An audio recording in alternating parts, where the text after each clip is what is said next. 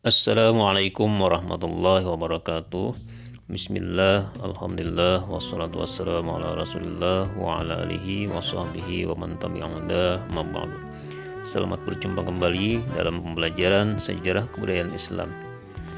Tema kita kali ini adalah tentang pola dakwah Nabi Muhammad SAW di Madinah, dengan subtema langkah-langkah dakwah Nabi Muhammad SAW di Madinah. Setelah menyimak video ini, diharapkan kalian dapat menjelaskan langkah-langkah dakwah Nabi di Madinah. Selamat menonton video selengkapnya. Langkah-langkah dakwah Nabi Muhammad SAW di Madinah. Yang pertama adalah membangun masjid. Yang kedua, mempersaudarakan kaum muslimin. Dan yang ketiga adalah melakukan perjanjian dengan masyarakat Yahudi di Madinah. Prioritas pertama yang dilakukan oleh Nabi Muhammad SAW setibanya di Madinah adalah membangun masjid. Masjid dibangun di atas tanah milik kedua orang anak yatim, yaitu Sahal dan Suhail. Tanah tersebut dibeli oleh Nabi untuk membangun masjid dan untuk tempat tinggal beliau sendiri. Masjid memiliki fungsi yang sangat besar pada saat itu, diantaranya sebagai tempat melaksanakan ibadah sholat, di mana setiap muslim semestinya selalu terikat dengan masjid. Keberadaan masjid diharapkan keimanan dan ketakwaan setiap muslim akan senantiasa terjaga dan terpelihara.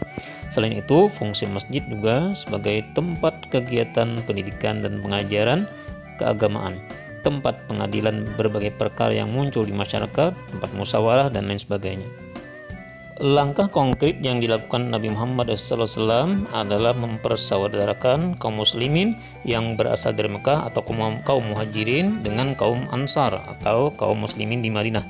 Dengan persaudaraan tersebut, Nabi Muhammad SAW telah menciptakan suatu persaudaraan baru, yaitu persaudaraan yang berdasarkan iman dan agama, yang menggantikan persaudaraan yang berdasarkan darah. Langkah selanjutnya yang dilakukan Nabi Muhammad adalah bermusyawarah dengan para sahabat, baik muhajirin maupun ansar. Musyawarah itu untuk merumuskan pokok-pokok pemikiran yang akan dijadikan undang-undang.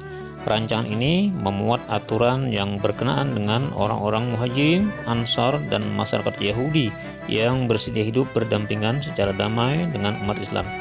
Undang-undang tersebut dikenal dengan Piagam Madinah atau Mitsaq al-Madinah.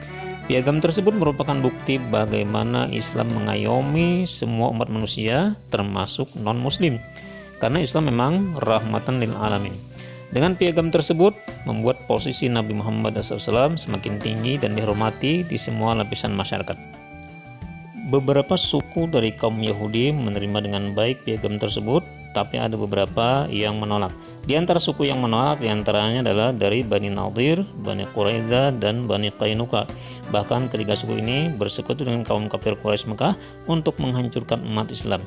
Pada akhirnya mereka diusir dari kota Madinah, sehingga tidak ada lagi masyarakat Yahudi yang tinggal di kota Madinah. Demikian pelajaran kita kali ini, semoga bermanfaat, dan assalamualaikum warahmatullahi wabarakatuh.